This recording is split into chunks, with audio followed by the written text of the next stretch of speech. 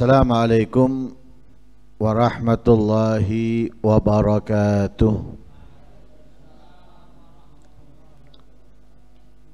Bismillah walhamdulillah, wassalatu wassalamu ala sayyidina rasulillah Muhammad ibn Abdullah wa ala alihi wa sahbihi wa man walah. Wala hawla wala quwata illa billah. Nawaiنا ta'allum wa ta'lim wal naf'a wal intifa' wal mudzakarata wat tadhkir wal ifadata wal istifadah wal hatha la tamassuki bi kitabillahi wa sunnati rasulihi wad du'a ilal huda wad dilala alal khair ibtigha'a wajhillahi wa mardatihi wa qurbihi wa thawabihi minallahi ta'ala. Qala al-musannifu rahimahullah wa nafa'ana bihi wa ulumikum fid darain amin. Fa'idan sa'adatu kulli ahadin wa kamaluh filtizamil amri wa fima lahu alladhi li ajlihi khuliq wadhub fihi wa tafarrughi lah biqat'i ma yamna'u minhu wa yasuddu anhu min turrahatil hamaqa'il mughtarrin wa tahwisatil aghbiya'il battalin.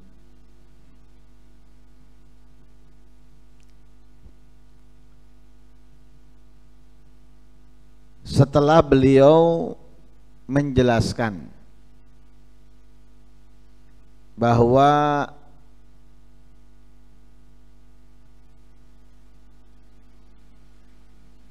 ada 3 golongan atau 4 golongan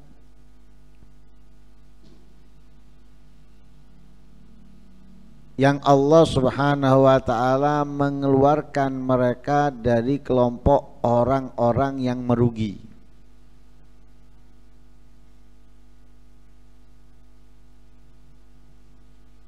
Kemudian Allah memerintahkan hamba-hambanya yang beriman untuk saling bantu, saling tolong dalam kebaikan dan ketakwaan. Lalu dijelaskan tidak ada tujuan lain di dalam menciptakan manusia dan jin kecuali untuk beribadah kepadanya. Dan ibadah itu berhentinya adalah kematian. Kemudian disimpulkan oleh beliau, faidan. Kalau seperti itu, fasa'adatu kulli ahadin wa kamaluh, keberuntungan seseorang, kesempurnaan seseorang, filtizamil amri, di dalam melazimi perintah, wa fi ma lahul ladzi li ajlihi khuliq, dan di dalam segala sesuatu yang ia diciptakan karenanya, wadzubi fihi wa tafarruq lahu, istiqomah, kokoh, tetap, dan memberikan waktunya untuknya.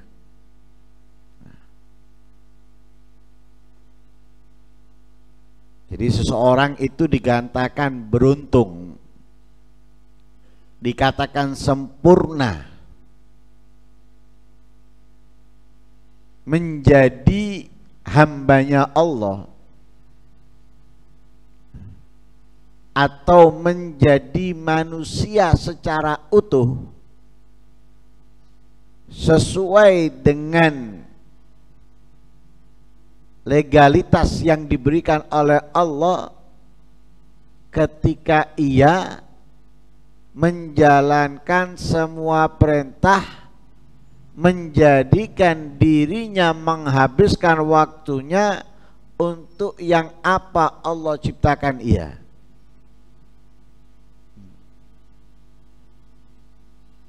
Di situ baru kita menjadi manusia secara sempurna. Di situ kita akan menjadi seseorang yang beruntung. Anggota badan, matanya, telinganya, lisannya, tangannya, kakinya, dan segalanya. Ketika ia gunakan, ia pakai di dalam yang diperintahkan oleh Allah, yang karenanya ia diciptakan. Ini menjadi manusia yang sempurna dan beruntung.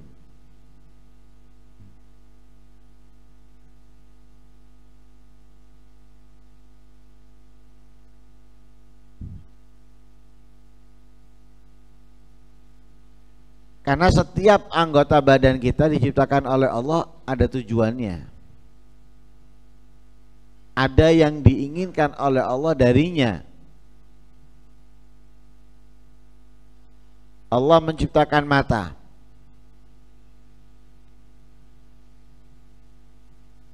Allah menginginkan dari mata kita apa? Menginginkan daripada mata kita melihat kebesaran Allah dari segala yang diciptakannya.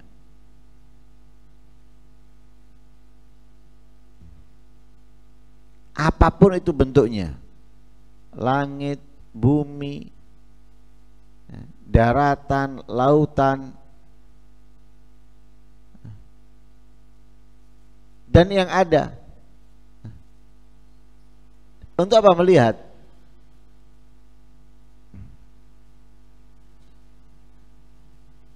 Oh, ini diciptakan oleh Allah. Ini ciptaannya Allah.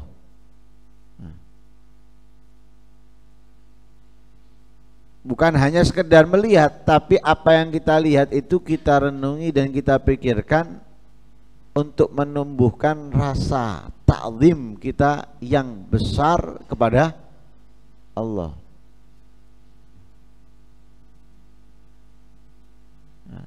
Yang dilihat dibantu oleh akalnya untuk berpikir. Nah, di situ nanti akan muncul ta'zim kepada Allah. Kemudian akan muncul rasa khauf, takut kepada Allah. Sehingga ketika anggota badan tidak kita gunakan sesuai yang Allah inginkan dalam penciptaannya, maka Allah Subhanahu wa ta'ala mengeluarkan kita dari kelompok manusia, diserupakan oleh Allah kepada hewan, bahkan lebih buruk.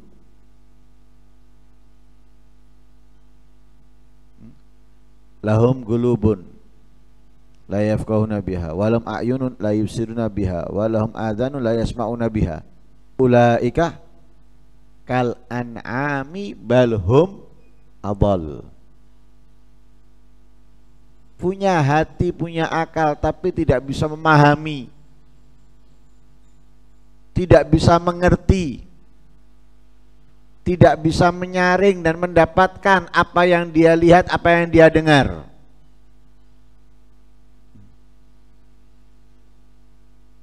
Punya mata, tapi dari apa yang ia lihat tidak tumbuh, tidak keluar yang dapat ia pikirkan, ia renungkan untuk mendapatkan dan menghasilkan rasa ta'zim dan takut kepada Allah. Punya telinga, dari apa yang ia dengar, baik itu ayat Al-Quran, hadisnya Nabi, nasihatnya para ulama, tidak menjadikan bahan renungan untuknya. Dari apa yang Allah ciptakan, dapat apa yang Allah perintahkan. Maka mereka semuanya ini ketika anggota badannya tidak digunakan sesuai yang diinginkan oleh Allah darinya, diserupakan oleh Allah, ulaika kal an'ami balhum adall. Mereka itu seperti hewan, bahkan lebih buruk. Karena itu Allah menciptakan segalanya ini, di dalam apa yang diciptakan ada perintah di dalamnya yang harus kita jalankan. Gak mungkin Allah menciptakan itu gak ada gunanya, gak ada fungsinya. Oh, nunggu update dulu baru muncul. Nah, itu buatan manusia. Dia hanya menyiapkan tempatnya dulu, kemudian masih nyari apa yang bisa menghubungkan ini dengan itu. Bertahap, update baru muncul. Kalau Allah tidak, ketika Allah menciptakan, setiap yang diciptakan di dalamnya itu semuanya sudah bisa difungsikan. Lah tergantung orangnya.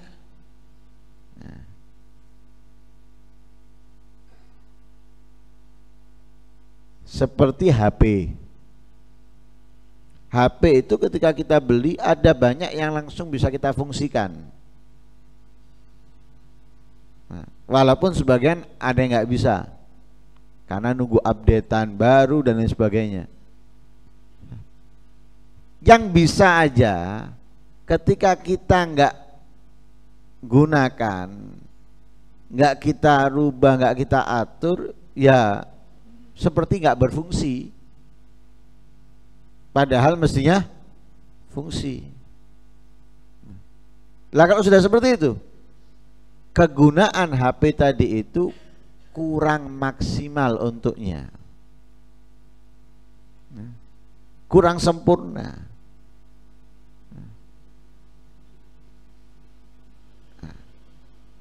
Lah dalam diri kita ini, anggota badan kita semuanya ini semuanya berfungsi. Tinggal kita mau memfungsikan sesuai apa yang diperintahkan oleh Allah atau kita abaikan. Kalau kita fungsikan sesuai dalam menjalankan perintah,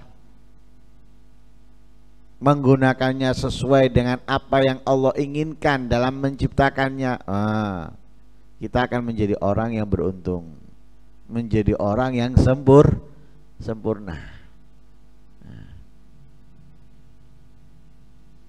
Lah bukan hanya sekedar atau sekali menjalankan,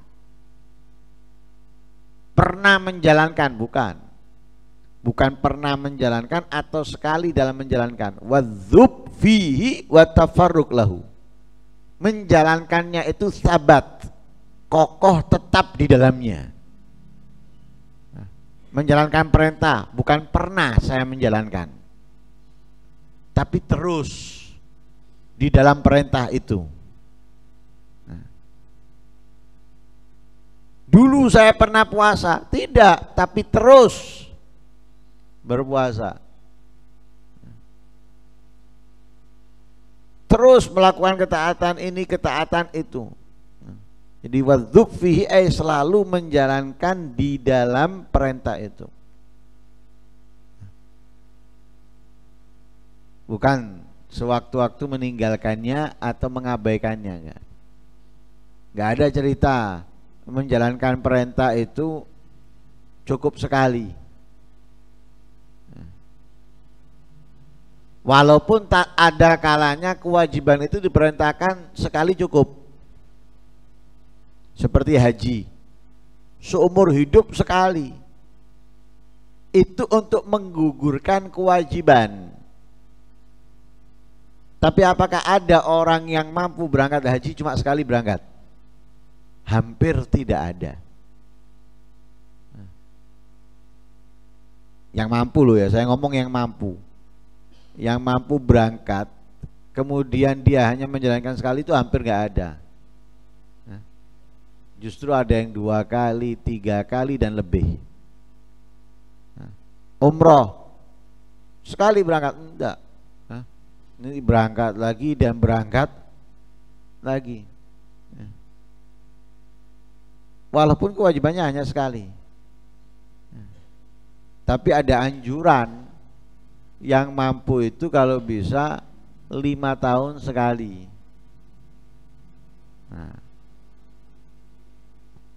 Nah, karena itu wadzub fihi ay sabat, tetap istiqomah di dalam menjalankan perintah. Wattafarruq lahu, memberikan waktunya untuknya.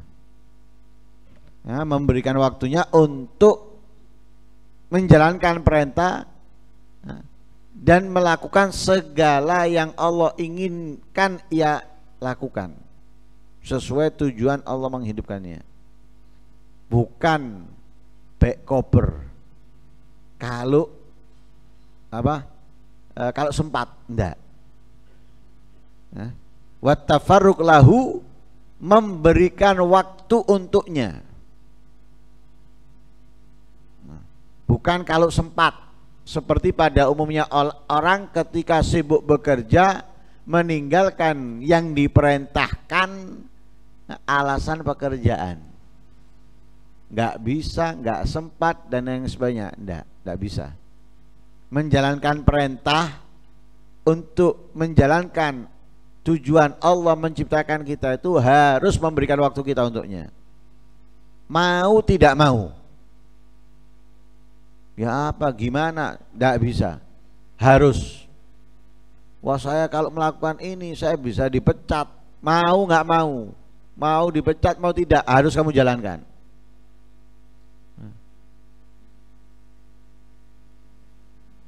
Kecuali nanti ada beberapa hal yang memiliki perincian.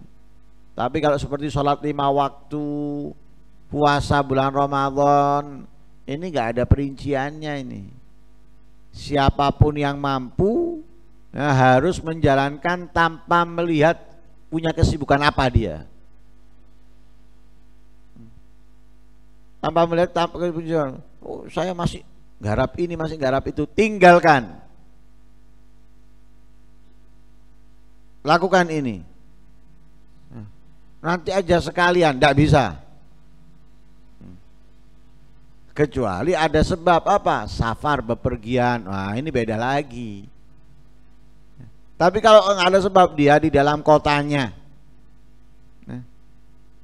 Kemudian alasan kesibukan ini, kesibukan itu tidak ada. Harus kamu jalankan di waktunya.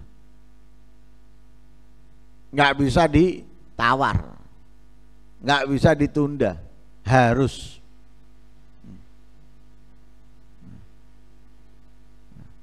Nah ini watafarul, memberikan waktu untuknya. Bukan kalau sempat. Ya kalau sempat nanti saya tak sholat. Kalau sempat nanti saya tak puasa, tidak ada. Mau tidak mau, harus meluangkan waktu untuknya. Kurang apa yang dicontohkan oleh Nabi? Seperti yang dijelaskan oleh Allah dalam ayat Al-Quran, di tengah-tengah perperangan,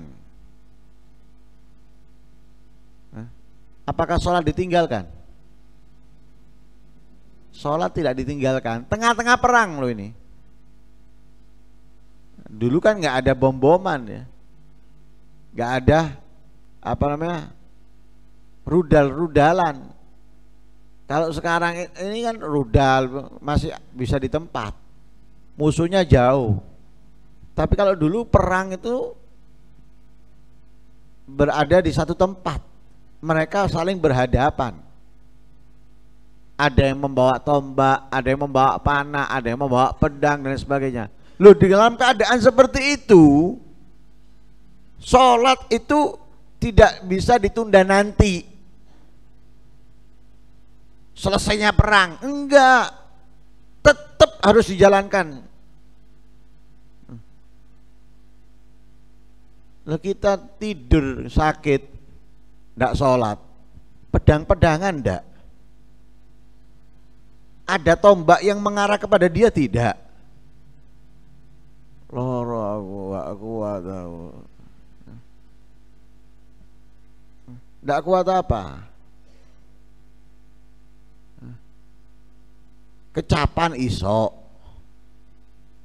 disuapi bisa. Kemudian sholat gak kuat.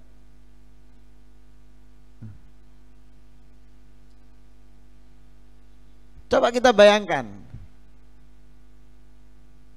di tengah peperangan tidak kemudian dikasih oleh Allah keringanan nanti lakukan setelah perang, tidak ada. Sehingga difirmankan oleh Allah dalam ayat Al-Quran, wa in kunta fihim fa aqamta lahumus sholata faltakum ta'ifatun minhum ma'aka wa liyakhudhu hidrahum wa aslihatahum. Diajarkan oleh Allah dalam ayat Al-Quran. Caranya ini nanti, ya. Sehingga di dalam ilmu fikih dijelaskan itu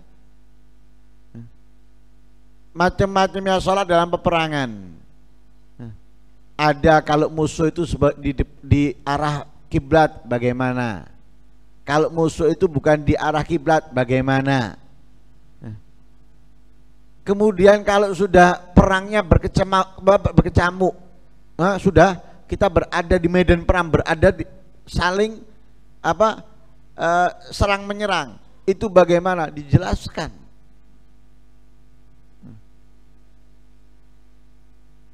Makanya bukan kita kalau sempat menjalankan yang diperintahkan Allah itu kalau sempat, kalau kober tidak ada. Harus mau tidak mau memberikan waktunya. Tidak bisa ditawar. Karena itu dikatakan di sini, keberuntungan seseorang, kesempurnaannya itu menjalankan perintah, melakukan sesuai yang ia diciptakan oleh Allah karenanya, ya, sabat, tetap kokoh di dalam menjalankannya, wa tafarruq lahu, dan memberikan waktunya untuknya. Memberikan waktu untuknya. Lah dengan apa kita menjalankan perintah? Melakukan sesuai yang Allah inginkan dari kita dalam menciptakan kita. Bisa kokoh, mantap di dalamnya, memberikan waktu untuknya, biqat ima yamna'u anhu wa yasuddu minhu, biqat ima yamna'u minhu wa yasuddu anhu min tahwi min turrahatil hamqa'il maghtarin. Dengan memutus, dengan memblokir, dengan mencegah segala yang menghalanginya. Memutus, mencegah segala yang menghalanginya. Menghalanginya dari apa? Menghalanginya dari menjalankan perintah.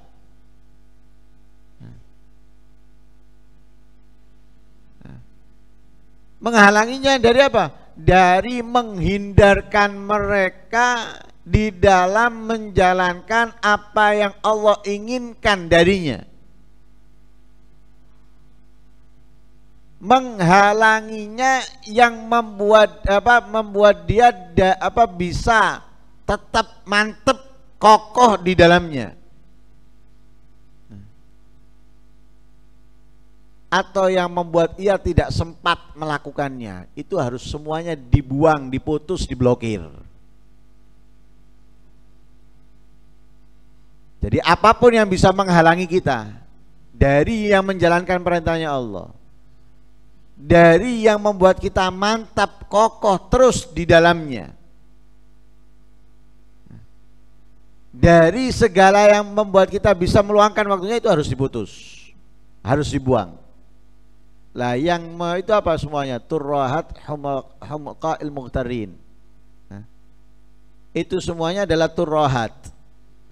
Turrahat itu sesuatu yang tidak berarti.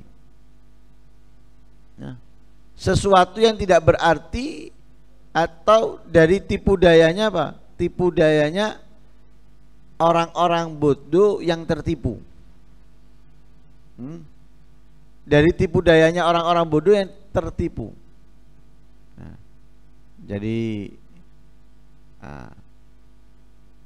propagandanya. Jadi kita harus memutus, harus menjauhi, menghindari segala tipu dayanya orang-orang bodoh, propagandanya orang-orang bodoh yang tertipu. Double ini murokab, wis bodoh tertipu lagi. Jadi propagandanya mereka, tipu dayanya mereka, itu harus kita putus, harus kita hindari, harus kita jauhi. Nah, wa tahwisat al-aghbiya al-batalin. Nah, wa tahwisat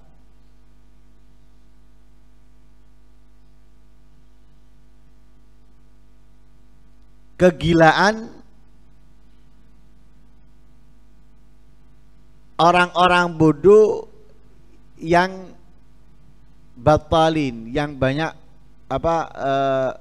kelalaian dari mereka.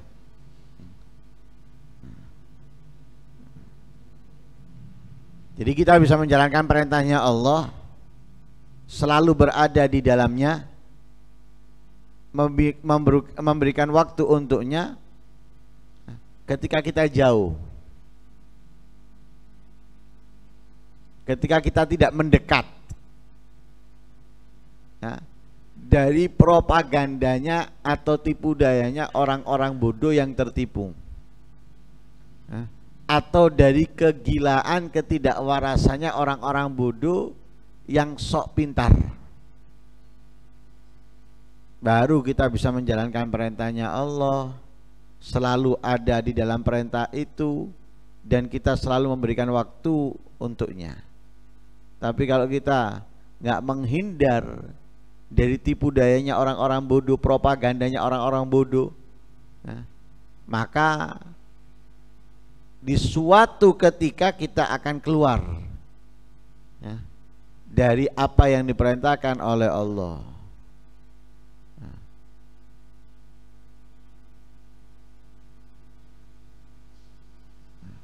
Lah mereka itu kan termasuk pasukannya setan, termasuk anak buahnya setan, untuk merusak orang sejenisnya. Jadi setan sendiri itu berusaha merusak kita,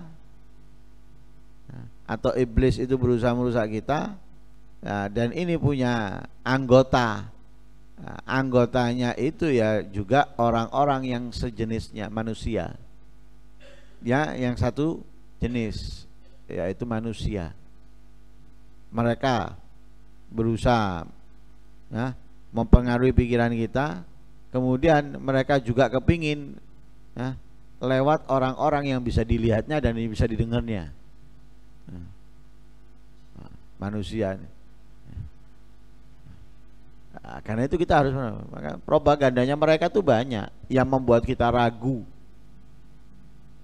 dengan ketentuannya Allah. Siapa yang menyampaikan ke kita? Iblisnya langsung? Bukan. Yang menyampaikan kita bukan iblisnya langsung, tapi anak buahnya. Siapa? Orang sejenis dengan kita, manusia. Kalau kita nggak seperti ini, terus kita mau gimana? Kan coba banyak orang itu, ketika kita perintahkan dia, kamu harus tetap sholat walaupun kamu bekerja, akhirnya mereka akan menjawab apa? Terus kalau saya sholat bisa saya nanti dipecat, terus kalau dipecat kerjanya apa? Terus makannya anak saya apa? Loh, itu propaganda atau sponsor tipu dayanya dari siapa? Dari iblis, dari setan. Tapi disampaikan kita lewat siapa? Lewat anak buahnya, manusia. Yang menjanjikan kita, yang menakut-nakuti kita dengan kefakiran siapa? Setan. Ya'idukumul faqra wa ya'murukum bil fahsya. Setan itu menakuti kita dengan kefakiran dan memerintahkan kita melakukan kejahatan.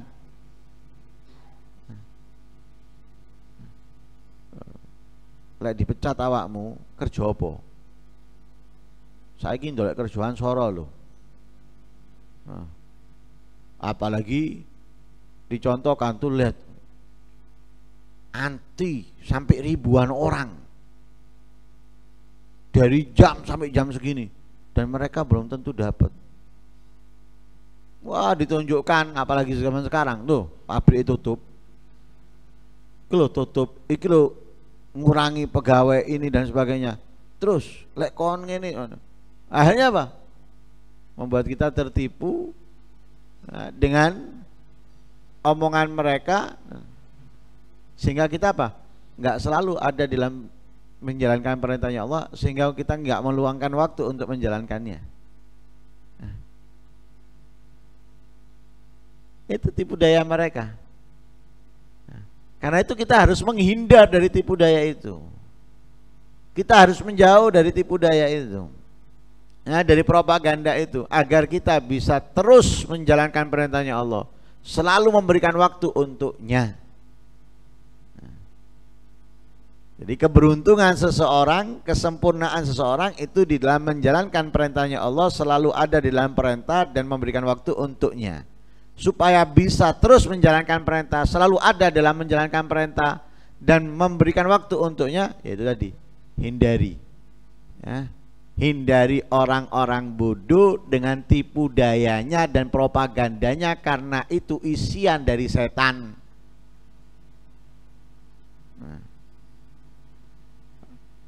Memberikan pikiran ini, pikiran itu membuat kita semuanya ragu kepada Allah. Padahal dalam ayat Al-Quran dengan tegas Allah menyatakan, wa ma min dabbatin fil ardi illa 'alallahi rizquha wa fis sama'i rizqukum wa ma tu'adun. Apa semuanya sudah ada dalam ayat Al-Quran, sudah ada, tapi kita tertipu. Kenapa? Karena kita terlalu dekat dengan mereka, karena kita ngumpul dengan mereka. Omongan mereka itu kita masukkan hati dan pikiran, sehingga merusak, membuat kita keluar dari apa yang diperintahkan oleh Allah, membuat kita keluar dari apa yang semestinya kita lakukan dari kebaikan, ketaatan. Karena itu hindari mereka, jauhi mereka, agar kita tetap menjalankan perintahnya Allah. Agar kita tetap menjalankan sesuai yang Allah inginkan dari kita untuk melakukannya. Wa sallallahu ala sayyidina wa maulana Muhammadin sayyidil mursalin wa khatamin nabiyyin. Salawat Allah selalu tercurahkan kepada junjungan kita Nabi Muhammad, yang mana Nabi Muhammad adalah sayyidil mursalin, tuan, pemimpin daripada para rasul. Pemimpin para rasul adalah Nabi Muhammad. Sebagaimana beliau mengatakan, Adam wa man dunahu tahta liwa'i yaumal kiamat. Adam dan seluruhnya akan berada di bawah liwakku di hari kiamat. Itu menunjukkan bahwasanya apa? Beliau adalah Sayyidul Mursalin, pemimpinnya para Rasul. Lah buktinya yang lain, ketika Nabi Muhammad diisrakan oleh Allah dari Masjidil Haram ke Masjidil Aqsa, sesampainya di Masjidil Aqsa, para nabi sudah kumpul semuanya. Yang diperintahkan untuk menjadi imamnya mereka adalah Nabi Muhammad sallallahu alaihi wasallam. Itu menjadi gambaran bahwa Nabi adalah pemimpinnya para wa khataman nabiyyin, dan Nabi itu selain pemimpinnya para rasul, ia adalah penutup para nabi, alias tidak ada nabi, tidak ada rasul yang diutus setelahnya.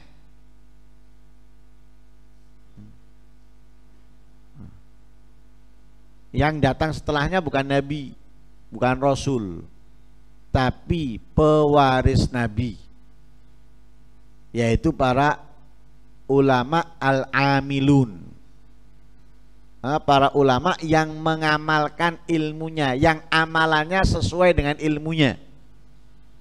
Nah, itu yang datang setelah nabi. Makanya mereka disebut oleh Rasulullah warathatul anbiya.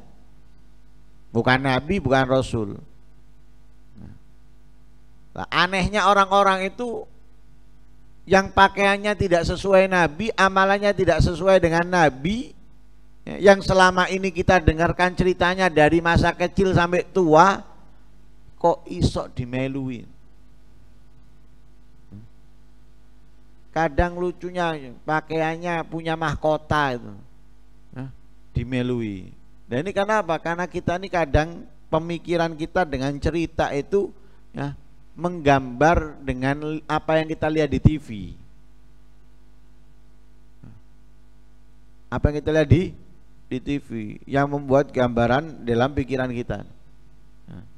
Sehingga kalau nabi itu seperti ini gambarannya, nabi seperti itu, bukan seperti itu.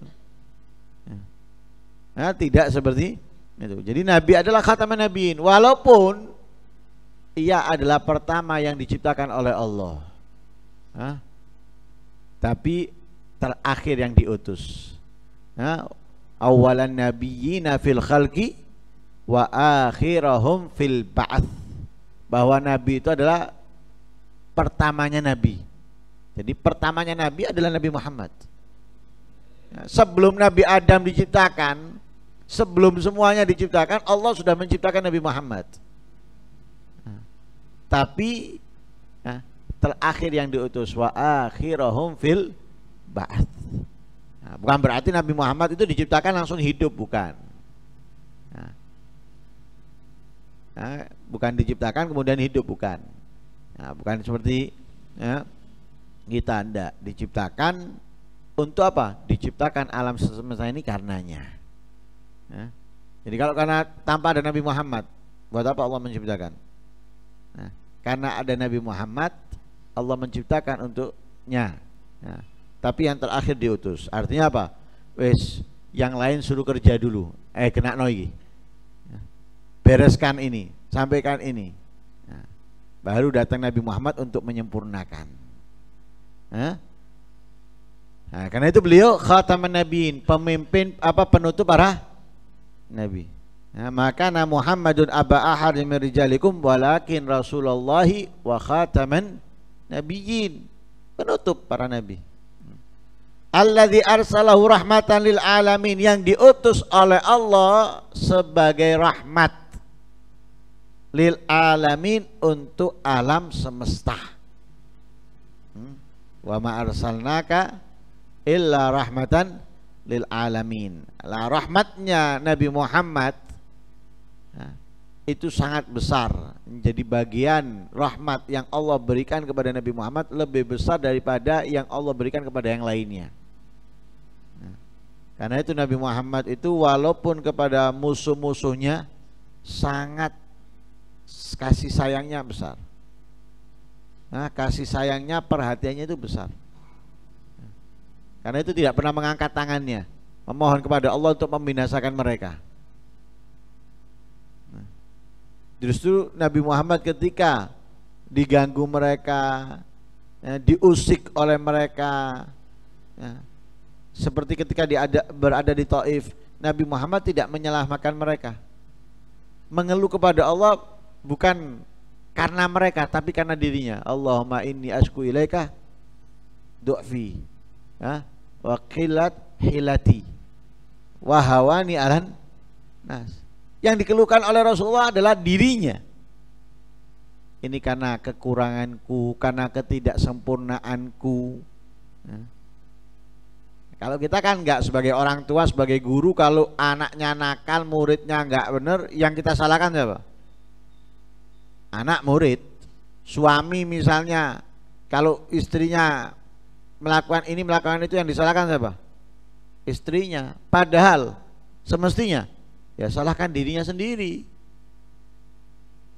Semestinya seperti itu. Untuk apa? Memperbaiki apa yang ada di kita. Bukan kita menyalahkan orang, akhirnya kita nggak bisa memperbaiki apa yang ada di dalam diri kita. Nah, umumnya orang kan seperti itu. Kalau kita melihat orang sikapnya nggak baik, akhlaknya nggak benar dan sebagainya, kita salahkan orang itu. Padahal semestinya kita salahkan diri kita. Kita yang mengerti kenapa tidak mengajarinya. Kita yang mengerti kenapa tidak membimbingnya. Nah, ini kita salahkan diri kita. Itulah yang dilakukan oleh Nabi Muhammad. Itu semuanya kenapa? Kasih sayangnya yang begitu besar. Karena kalau menyalahkan mereka, amblas mereka, hancur mereka dari Allah. Tapi tidak. Mengeluhkan akan dirinya karena kekurangannya, ketidaksempurnaannya yang membuat mereka belum beriman, belum mengerti, belum faham. Nah, itu bentuk rahmatnya Nabi Muhammad. Wa ma arsalnaka illa rahmatan lil alamin wa ala alihi wa ashabihi wa tabi'ihim bi ihsanin ila yaumiddin.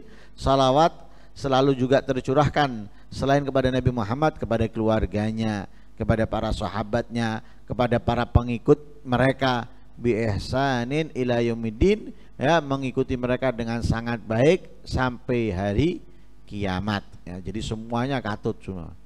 Ya, semuanya yang mengikuti sahabat, yang mengikuti keluarga Nabi, yang mengikuti Nabi, didoakan selalu oleh orang-orang yang mengarang kitab atau orang yang ceramah untuk mendapatkan apa?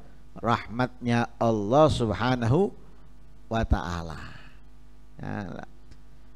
Nah, itu semoga kita bisa selalu menjalankan apa yang diperintahkan oleh Allah, ya, dan semoga hidup kita ini melakukan sesuai yang Allah inginkan dari penciptaan kita.